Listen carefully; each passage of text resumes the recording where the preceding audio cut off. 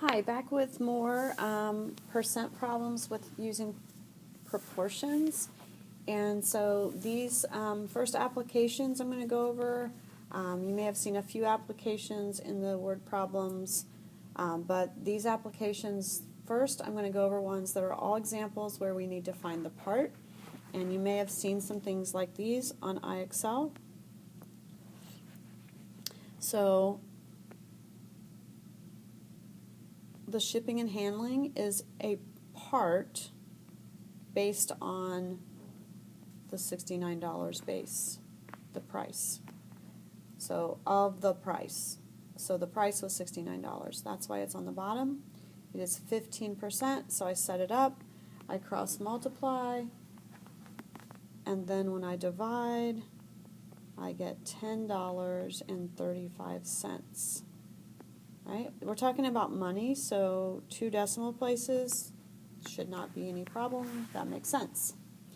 Cents, get it? Like money, cents. If you would come out with something that has more than 2 decimal places, then you would need to round it to the nearest cent so that your answer only has 2 decimal places.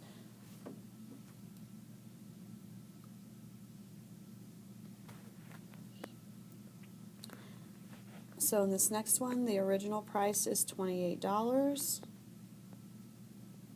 So our original is our base.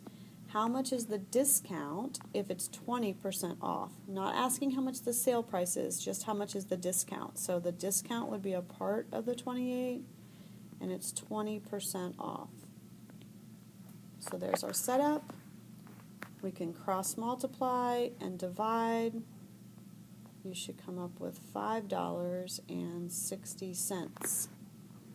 Again, as I've said before, you may have another way that you get there, and that's okay, especially with part.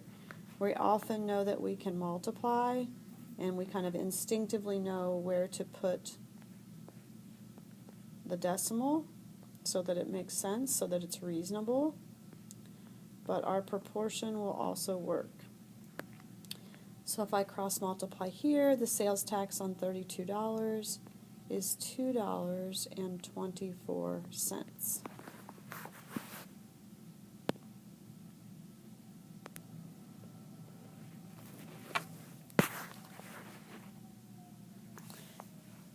So this next page, you'll see on page 11, applications that find the percentage rate. Again, there were a few things practiced in IXL in those last IXL lessons like this, or maybe you went over these notes first, which would be okay too. So if I want to find the percent, notice in our problem there's no number with a percent sign, and it's what percent.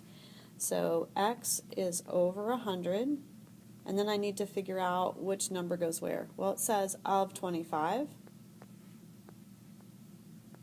So you earn 20 out of the 25 points on a quiz. So what percent is this? So if I cross multiply and divide, I find out that you earned 80%, which would be a B minus, just in case you're curious. So if the original price of an item was $70 and you paid $42, what percent of the original price, right? So of the original price, and the original price was 70. That puts 70 after the of. So 70 is here, 42 is here, and again, we are looking for the percent. So now we'll cross multiply.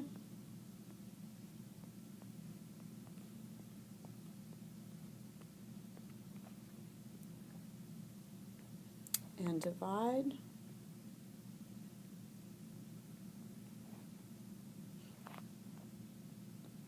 To find that we paid 60% of the original price.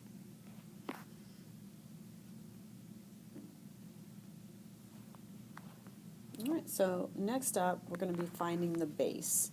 And this is the less common thing that we have to do, and it's one of the ones where people honestly get a little bit confused. And so the proportion is going to be our friend here. We just have to pay attention to what goes where. but these two examples specifically, we are going to be finding the base. So I'm kind of telling you that up front, so you know the x is going to be in the bottom of the first fraction. But let's think about why that's what it is. So it says if the sales tax was $8.40 and the tax rate is 7% of the price, what was the price? So we are looking what was the price. The price is what's after of. So we are looking for the base. The sales tax is a part of that. And if the sales tax rate is 7%, that's 7 over 100. So again, we cross multiply, we divide, we come up with 120. We are talking about money, so give that a dollar sign, $120. All right, Sarah says she estimates that 25% of her gross pay is deducted for taxes. So gross pay is just that amount straight, like before any money is taken out for taxes. If the taxes paid was $207, how much was her gross pay? So 25% of her gross pay, so we don't know what's after the of. That's what we're looking for. Our part is our 207, and of course we know the 25 goes over 100 since it's 25%. So we can cross multiply again and divide, and we should come up with $828. And then I have a few other IXL lessons. They're listed on your page. And so now I'll switch over to that and show you a few examples from each of those. All right, so here we are back in IXL. And these say percent of a number for this lesson. So they're kind of giving us the heads up that these are all going to be looking for the part. But you're going to hear a variety of applications. So the store pays $92 for a bicycle. The store marks up the price by 10%, and then what is the amount of the markup? So I can set that up as x over 92 equals 10 over 100, or I could change the 10% to a decimal and then multiply. And even though your calculator is going to tell you just 9.2, add that 0 to it so that it looks like money, right? We don't write money as just 9.2. If a gymnastics mat was priced at $89, the sales tax is 5%, how much tax would he pay? I'm going to show you a little shortcut here. 10% just moves the decimal one place to the left. So just a little shortcut. You guys know I'm all about mental math. So 10% would be $8.90 because the decimal point would just move one to the left. If it was 10%, this would be 10%. And 5 is half of 10, right? So in your mind, you could just do $8.90 divided by 2 to get $4.45. Now, your proportion still works, and if you need to grab a calculator to do $8.90 divided by 2, then you can obviously simply just grab the calculator to do the other, do it just by multiplying. But just to show you, because I know some of you are quite capable and love to challenge yourself, 5% Indiana sales tax for decades was 5%, and it was so wonderful because it was easy to figure the tax because I could just move the decimal one place to the left and then divide it by 2. So a lot of easy to do the mental math for that. A 15% tip, you might know, I have a trick for this too. Since 15% is like 10% and 5%, right?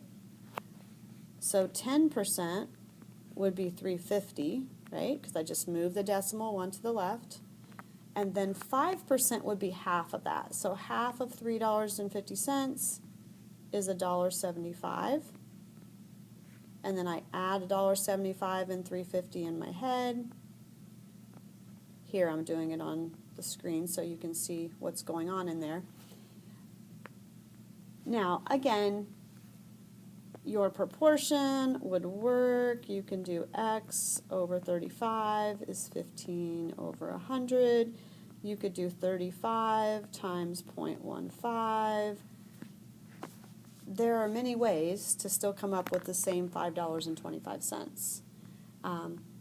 But for those of you who have good mental math skills, you might find that's one you can certainly handle mentally. So just a little something something there for you from back in the day when everybody didn't have a calculator, glued to their hand or in their pocket. Because now with our phones having calculators and everyone having their phone with them, yep, I get it. All right, so 25% is another cool one because 25% is the same thing as 1/4. And then also be careful with this one because it says, what is the sale price? So this one's going to have two steps no matter how I do it. Because the 25% is going to give me $7. Right? This 20, so 25% off is going to be $7. But then I have to do 28 subtract 7 so that my sale price is $21. Now I got 7 by doing 28 divided by 4 because 25% is the same thing as 1/4. Even if I did x over 28 and 25 over 100, I still get 7. But the problem here is it doesn't ask me for the discount. It asks me for the sale price. So now I have to really read that question and think about it. So I can find the discount and subtract it. Think if you could think of another way. Besides find the if you were doing a proportion and you were going to find the discount and subtract it, I could also think if the whole thing is 100% and I get 25% off, then what I'm going to pay is 75%. So I could just do 75% in my proportion. If I cross multiply that, I get the 21 and I've done my subtraction up front. But somewhere in the process there is a subtraction step. Okay? Whether it be with your percents or it be at the end. So pay close attention because this one, after you've answered a few questions, it's now sometimes, not every time, but some of them are going to have more than one step. If you read the question, so like, what is the sale price? So again, you're going to have to subtract either up front or later. So if you read the question, you should be okay because there are also applications that you have dealt with as adults. But if you don't read the question carefully, then it may be a little bit harder.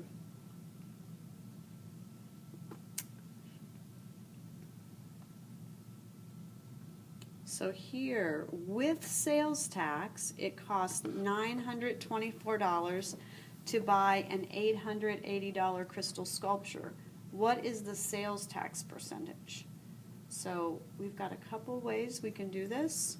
We could first, I would say what most people would do is first subtract to figure out how much the tax was.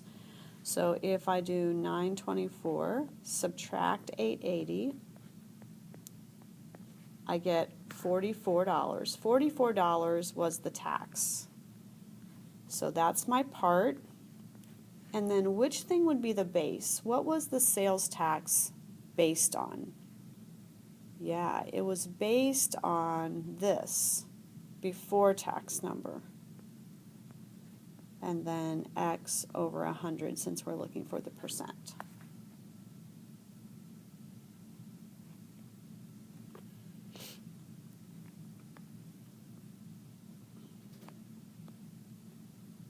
Which would be 5%.